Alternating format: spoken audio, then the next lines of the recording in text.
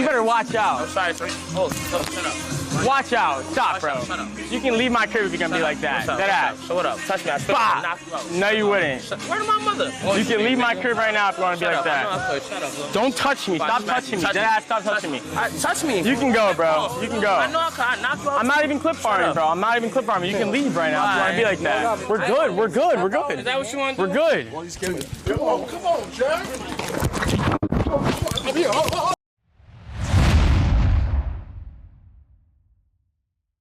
Welcome back to the channel, everybody. Streamers are risking every single thing, from Chud to Builder to all these other streamers. Like, that's the big thing now. Everybody wants to be a streamer. With that, you have a lot of competition, so everybody's fighting to be the first, to have the best clips, to have the most viral moments, and then this is what you get. Now, in a trend that I thought we put to rest maybe about a year ago, I've been seeing an uptick recently of a bunch of delinquent streamers coming back to social media. And not ones of past specifically, but also the birth of a new wave of delinquent streamers. Streaming was supposed to be this creative path and outlet for you to get your content out, but instead, people making better content, they are now chasing this uncomfortable moments, this reckless public interactions and confrontation, these stunts, and these viral crash outs. And just like we've seen them before, the problem with this is that once you've met that line of what is outrageous, it keeps moving back and back and back. That's exactly what happened in the situation with Jack Doherty. In a situation where I felt like, and I'm pretty sure you did too, it was diffused. Jack Doherty said, you know what, there's a clip to be made in this. You can literally see it in his eyes, him gearing up for a clip farm before slapping little TJ. And so I'm here to give everyone a fair warning as to what can happen if you go down this streamer delinquency path. Ultimately, it's not gonna work out for you. If you're new to this and you haven't already, please hit that subscribe button. It'll go a long way for the channel. I'll have to start getting delinquent in this room if I don't get more subscribers. Now, back into the video. Now, on the surface, the Jack Doherty and Little TJ confrontation is hilarious. Jack Doherty slaps Little TJ, who is a rapper that I don't know how people feel about in the Big 2-6, but I'm pretty sure it's not fondly of. Then he immediately runs away only for him to be jumped by the security team. But the story is bigger than just the slap. The story is how normal this has become in the streaming environment in 2026. Little TJ came in as a celebrity guest that was supposed to be making Jack Doherty's streams just a tad bit better. But once the energy started to get weird, Jack Doherty instantly saw an opportunity for him to get some sort of clip off. That's the streamer delinquency formula. Bring somebody famous into a chaotic room, keep the cameras rolling, let the tension build, and hope something goes viral. Hell, if it doesn't, we're gonna force it to go viral. Jack didn't need to look tough in this situation. Hell, he didn't even need to win it. He just needed the moment to spread after he attacked Little TJ unnecessarily. I think this is why he ran away after the slap, because he knows that this clip will make him look more ridiculous. And after all, that's what the whole live streaming economy and ecosystem is built off, the clippability of every single moment and interaction that you have in a stream. Not too long ago, Business Insider did a profile on Neon, and the insights that it gave are really useful here, because it explains how top streamers use controversy, dramatic moments, and clipping networks to turn chaotic streams into viral distribution. In the article, Neon goes to explain how the clipping ecosystem works and how a good clip can spread farther than even the best live stream. And yes, that is very short-sighted, and yes, there is some truth to that, but I think there's a problem here in that we're incentivizing this clipping nature of it all. This means that the full stream can be messy or awkward or empty, but one 20-second clip of chaos and delinquency is all you need to make the whole night worth it. So instead of the streamer learning from the lessons of clippers past and content creators of the yesteryear and saying, you know, I should stop doing this, leaning into this delinquency, the streamer then learns, hey, this stuff works for them. Why don't I see how I can implement it and push the boundaries even further? So now you have Jack Doherty not looking to win a fight, but more so looking to win an algorithm. And to be honest with you, I think that might be worse, because now you have a bunch of copycat content creators who have acknowledged that, hey, the internet is rewarding these guys for these chaotic moments. So now I should take this energy anywhere and everywhere, even if it's involving. But it's not, hold on, let me finish that, my bad. So now I should take this energy anywhere and everywhere, even if it's involving random people who never even agreed to be a part of the content. But look, so it's not just the internet that's like celebrating or rewarding this degenerate behavior. This is society now. This is the entire society that we live in. Anything that's ridiculous, like you don't have to have any type of talent to go viral, to be special anymore. I was just talking the other day to one of my homies. I'm like, everybody's famous. it seems like everybody's famous. I remember growing up, like we only had a handful of famous people. Now you just go to the mall and it's like somebody over there signing autographs or something like that, or taking selfies because they're quote unquote famous, or they have some type of viral fame. That fame drug, a lot of people cannot handle it. They cannot handle that fame. So then they need to, it's just like getting high. They have to keep getting that first initial high. And everywhere, even if it's involving random people who never even agreed to be a part of the content. Guess what we have? I just bought a vest and I bought a name tag, so I'm LARPing a job, but I'm actually gonna be a good help at work. Oh, you can't hear, okay. Where's a porn? Apron.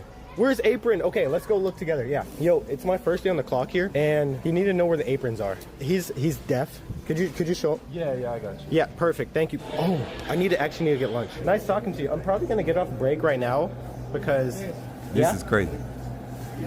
Oh no. No, listen. I'm not stealing. No. I came in. If you check the cameras, I came in with the vest. You can ask my. Can you turn that off, please? What is Yeah, it called? PD just so you know so you can get arrested. No, I'm not. No. Listen. Why do you even have Listen. Call PD.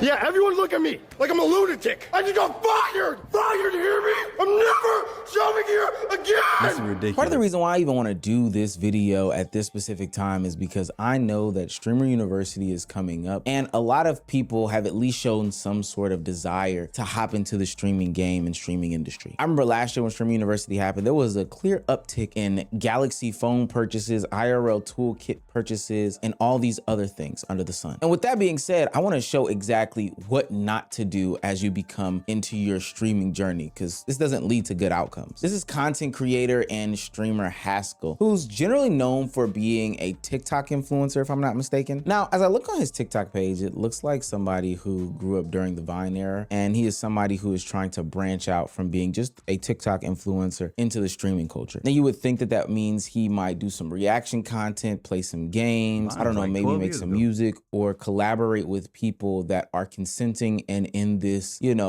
understanding that this is going to be a chaotic environment. But no, he jumped straight into doing these Walmart gimmicks and skits, ones that involve people who aren't agreeing to or consenting to being on camera, let alone being a part of some sort of devious, menacing skit where he's in Walmart pretending to be an employee. Eventually, it got so bad that police were drugged into these things. And this is where I think a lot of the IRL streamers start to lose the plot here. They think that just because the chat is laughing, that everyone else is a part of the joke too. But real people aren't NPCs, workers aren't props, customers are not background characters, and security is not there to help you farm your clips. Never in the 8-minute clip that I saw of this whole Haskell incident did he really realize in my mind that, yo, this is probably serious, I should probably cut this camera off. It seems as though he continues to go down this path as if this is still content. This is still some sort of clip. He's joking with the police and not taking the situation, fully seriously, which I think just gives a highlight to how bad the streamer brain rot situation has become. And now, just into his early budding streaming career. The streaming rot that he was just talking about, it is like, even just in my everyday life, I see people doing things. They can't go to a restaurant without taking pictures, without doing some type of vlog, I see streamers like all the time. I'm like, what are you guys doing? Well, you can probably guess where I live, but I'm like, what are you guys doing that you have to stream? Oh, well, I guess it's working for him if it's making them money. If it's making them money, I guess it's working for him. But where's your morality? Where I saw India Love, like she just blocked off the street in Beverly Hills, blocked off the street with her Maybach and then her friend's Lamborghini truck, the Urus, and they're telling people you have to wait until I finish like taking pictures. Like, there's no common sense anymore. Everything is just everything is just torn apart because people don't have any morality or any understanding, or even like no compassion, no, what's the word I'm looking for? No one's considerate anymore.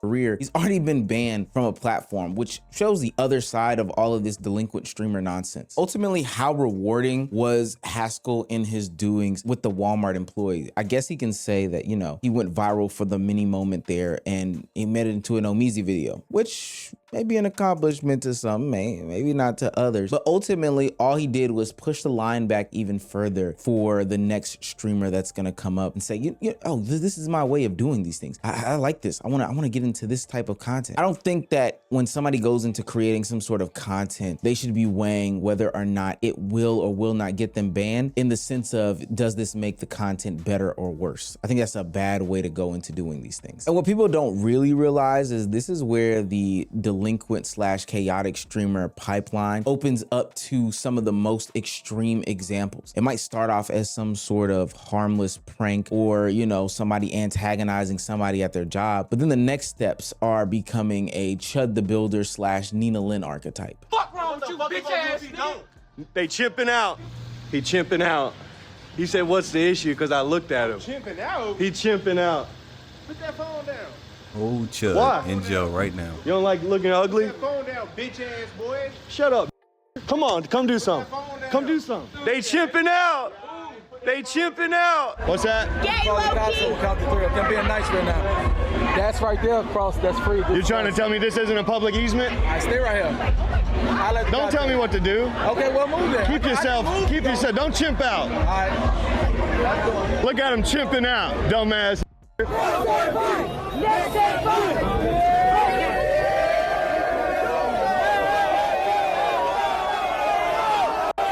Now, I want to be clear. I'm not saying that Nina Lynn is exactly like a Chud the Builder. She hasn't said something outwardly racist like a Chud the Builder. And for what it's worth, you know, we're grittying on Chud the Builder's grave. But I do think that they represent some of the exact same things. Chud the Builders are on the far extreme end, but he's a delinquent streamer nonetheless. He has realized what happens when a creator realizes that ignorance, confrontation, offensive content can get more engagement than normal entertainment. The issue with this type of content, though, is that, you know, the audience stops showing up for the authenticity, the creativity, or whatever else brings people to normal streams, and they start showing up to see how far you will go as a content creator and streamer. And this is the creator's trap. Every stream has to be louder, more reckless, more offensive, and more dangerous than the last one. And This is what I was talking about when I said chasing that first high.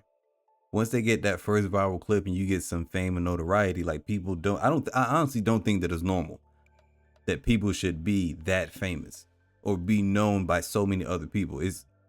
I don't know, it mentally messes with people. Some people can take it, some people can't. And we're finding out in real time what fame does to a massive group of people, especially in America. confusion in it of it all is that they see the eyes grow bigger and bigger and bigger. Chud the Builder saw how many people were making tweets about him, reaction videos about him, and his live stream numbers going up. So why wouldn't he double down? If the dollars kept making sense, then of course he's gonna keep doing it. And at some point, the content creator stops playing into the chaos and they become known for it. Chud the Builder is exactly what happens when the bit becomes the person. And for what it's worth, I think that exact same thing exists for a Nina Lynn. I ain't even do shit wrong. Yo, tell me what I did anything wrong. The Amazon guy said go in the car. I said, bet, bitch. I go in the fucking car.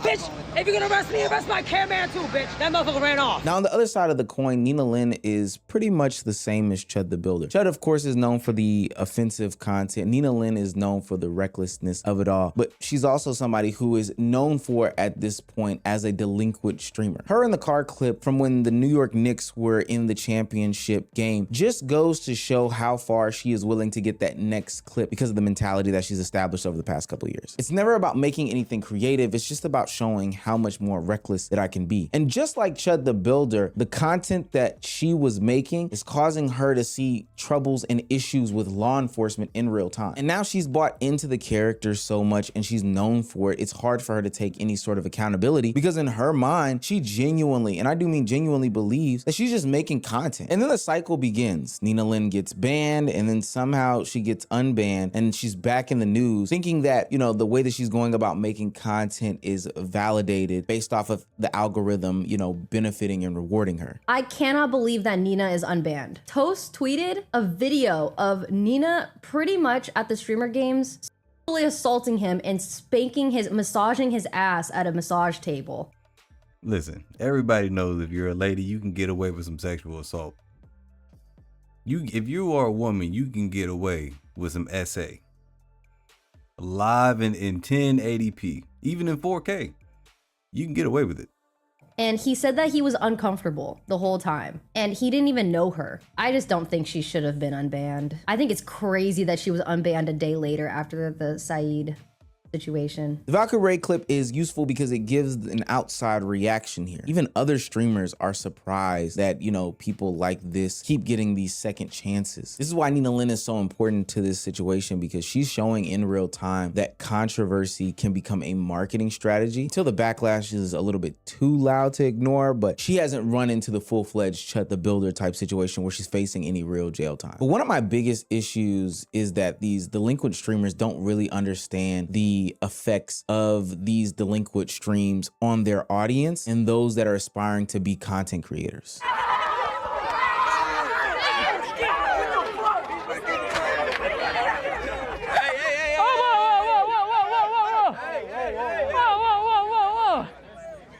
This clip where Neon and DeJounte Murray, basketball player, are out and about, you know, having fun with some kids in a park, playing some basketball, and a kid decides to throw some trash at Neon is exactly why I am so adamant about letting people know about the dangers and the issues when it comes to delinquent streaming. Now, I didn't grow up in the head tap culture of it all, and honestly, that wouldn't necessarily fly with me, but I get it, right? I get what's going on here. But this is one kid that just takes it way too far and decides to throw some trash at Neon, and everybody for the most part is looking at him crazy. But what I find to be the most strangest and interesting point of this whole interaction is how the kid responds to what's going on. You don't throw things. It's okay. Look, nobody touch me. No, if you touch me, you just don't throw things. Hey, hold on. No, can I get a picture? Don't do that. Go again. Tell him keep his hands off people though, man. Everybody here having fun. You okay, Neon? Touch me. Neon, you Everybody okay? having fun. Yeah. Everybody having fun. Cut that shit out. You ain't gonna go far in life with that mentality, my nigga. If you touch me, I'll sue after you threw trash on somebody. I don't know how you think this works, but based off of his face when DeJounte Murray is trying to say something to him, even when his mom is trying to check him and slap him a couple times to get him back into reality, it seems as though this kid doesn't understand what's going on and thinks that it's all for the content. And I can't help but think that's because he's watched and been programmed with years worth of delinquent streamers just doing anything and everything because the cameras are on. Mind you, this is no longer. But even with the streamers, it's like the society as well, right? Like people know if I, like the guy who just threw the trash on Neon, he knows if Neon touches me, then I can sue him. If he touches me, then I can sue him. So why wouldn't I do that? Huh? These weird ass laws that save criminals, but then the victims are the ones that end up going to jail. Just like that, it was the Asian man not too long ago, like last week. He was found not guilty for shooting that little boy in the back while the guy was running away. Like that's weird stuff like that, whether you believe it or not, like weird stuff like that. This is why people believe in conspiracies. It just doesn't make any sense. So when you have, I strongly believe that this government is programming us to just act out and not really have any self-control. Longer and act. And for what it's worth, I don't even think that this kid is streaming, which makes the next part of all of this so alarming. Cut that shit out. You ain't gonna go far in life with that mentality, my nigga. I got free promo. Nah, real talk. I don't give a fuck about no promo, nigga. Are you done? It's cool. It's For real, nah.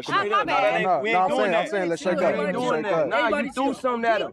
He's here to show love to y'all. You threw something at him. Free promo? What are you talking about? This is a nameless kid who was on the side of a Neon stream that may have been making an Instagram story or video for his reels where he threw some trash at Neon. As much as I don't like Neon, I'm more worried about the mentality that this kid thinks that this is free promo. I know some people's first, thought process is to be harsh on the mom, but even she's wondering like, what are you talking about? Where is this coming from? You sound crazy. And shout out to DeJounte Murray for checking him, but I'm here to let both of you guys know that's because this kid sits in his room and watches these delinquent streamers like a Haskell, like a Jack Dory, hell, like Neon, specifically old Neon, and says to themselves, hey, this is the stuff that I can get away with. This is the stuff that gets rewarded in the streaming culture and in the streaming world. So in order for me to get big and go viral and get my name put out there, this is the way that I have to go about conducting myself. Now, luckily there were some sort of adults there, not saying that Neon and his team couldn't have handled that and delivered the message, but I think DeJounte Murray and his mom kind of got it into his head, and the enforcement of the internet is letting people know that delinquent streaming is not something that will be rewarded any longer. Look, the problem problem isn't that streamers are trying to be funny and they're failing at it. The problem is that some of them have confused entertainment with disruption, harassment, and public chaos. Jack shows how the clip becomes a reward, Haskell shows how the joke becomes real, and Chud and Nina shows how the controversy can shape your brand. All the while, the kid who threw the trash at Neon, which again, don't know his name, show the impacts of being a delinquent streamer and how it can trickle down into the next generation while they misunderstand why this is wrong and why this is not a way that you should go about making content. This is why streamer delinquency is getting worse. The audience laughs first, clips it second, and starts acting shocked when the consequences start to follow up. But by then,